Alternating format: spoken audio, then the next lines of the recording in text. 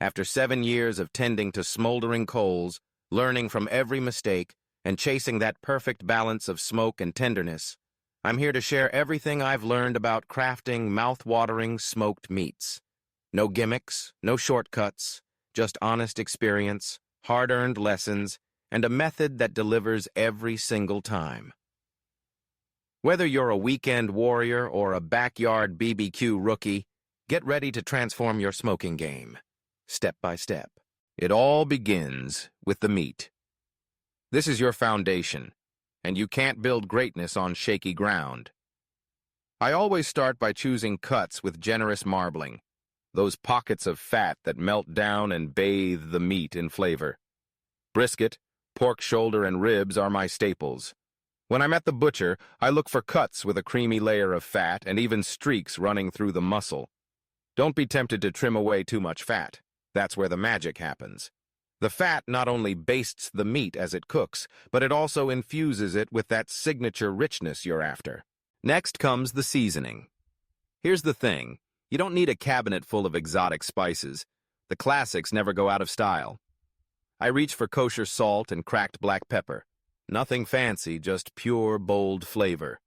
Sometimes I'll add a dash of garlic powder or smoked paprika if I'm feeling adventurous, but less is often more.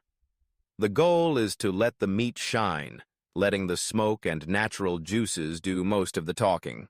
Once seasoned, I let the meat sit, at least 2 hours so the salt can work its way in, but overnight is even better. This step is non-negotiable. It's where the flavor starts to build. Let's talk about equipment. You don't need a $2,000 smoker or the latest tech. I've used everything from offset smokers and drums to converted backyard grills. It's not about what you cook on, it's about how you control it. Mastering heat and smoke management is the real secret. A good fire is the heart of great BBQ. I always use seasoned hardwood. Oak, hickory, or pecan are my top choices. They burn clean, provide steady heat, and give that deep, smoky backbone without overpowering the meat. Steer clear of pine or softwoods. They're loaded with resin and will ruin your hard work with bitter, acrid smoke. The phrase low and slow isn't just a catchphrase, it's a philosophy. I keep my smoker rock steady at 225 degrees. This is the sweet spot where fat renders, collagen melts, and smoke gently perfumes every bite. Patience is your most valuable tool. Don't rush it. Good things, great things, take time. While your meat is soaking up that smoke, don't forget about moisture. Every 90 minutes, I spritz the surface with a mix of apple cider vinegar and water. This isn't just for show. It keeps the bark, the flavorful crust, moist, and it layers in a subtle tang that balances the richness of the meat. Now, here's a step that separates the good from the great. Wrapping. Once your bark is set and the internal temperature hits around 160 degrees, it's time to wrap. You can use foil or butcher paper, but I go with paper. It breathes just enough to preserve that beautiful bark while still locking in moisture for a juicy final product. Carefully wrap your meat and return it to the smoker. Let it ride up to an internal temperature of 200 to 203 degrees. This is the zone where connective tissue surrenders and the meat becomes fork tender. But don't get ahead of yourself. The most important step is yet to come. Once it's done, pull the meat from the smoker and let it rest, still wrapped, in a cooler or warm oven for at least an hour. This waiting game is crucial. During resting, juices redistribute and fibers relax, turning your meat from good to unforgettable. The result? A smoke ring that's visible and fragrant, a bark you can tap with your knuckles, and meat that practically dissolves on your tongue. This is the payoff for all your patience and attention to detail. Let's talk precision. Guesswork has no place here. Real pitmasters measure everything. Invest in a reliable digital meat thermometer. Use it to track both the internal temperature of your meat and the ambient temperature of your smoker. Consistent temps mean consistent results. Don't rely on poking, prodding, or old-school intuition. That's a shortcut to disappointment. Every degree matters.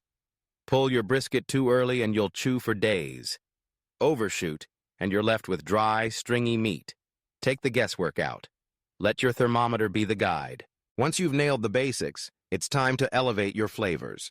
Don't be afraid to experiment and put your own spin on things. Injections are a game changer. For brisket and pork, I'll whip up a simple blend of beef broth, Worcestershire sauce, and minced garlic. Using a meat injector, I'll carefully inject this mixture deep into the muscle before smoking. This adds moisture and a burst of flavor that penetrates every bite. Rubs are another way to customize your profile. Craving sweet heat?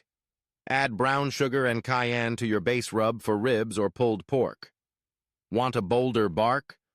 Toss in smoked paprika, ground mustard, or even a hint of espresso powder for depth and color. And don't overlook the power of finishing touches. A light brush of honey glaze on ribs during the last 30 minutes creates a glossy, sticky finish that's irresistible. For brisket, a coffee bourbon mop sauce during the final hour adds complexity and a subtle caramel note that pairs beautifully with the smoke. Remember, every cook is a chance to learn. Take notes, tweak your process, and don't get discouraged by setbacks. BBQ is as much about passion and patience as it is about fire and spice. If you've followed along this far, you're clearly committed to stepping up your BBQ game, and I respect that.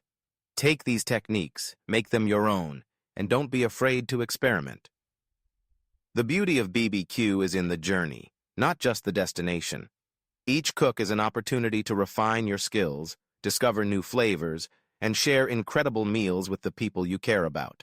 So fire up that smoker, trust the process, and enjoy the ride.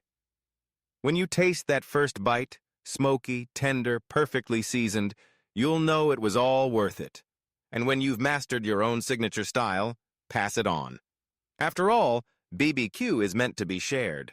Thanks for being here, for caring about your craft, and for taking the time to do things right. If you've got questions, stories, or your own tips to share, I'd love to hear them. Hit that like button, subscribe for more meat magic, and share this with someone who needs to up their BBQ game.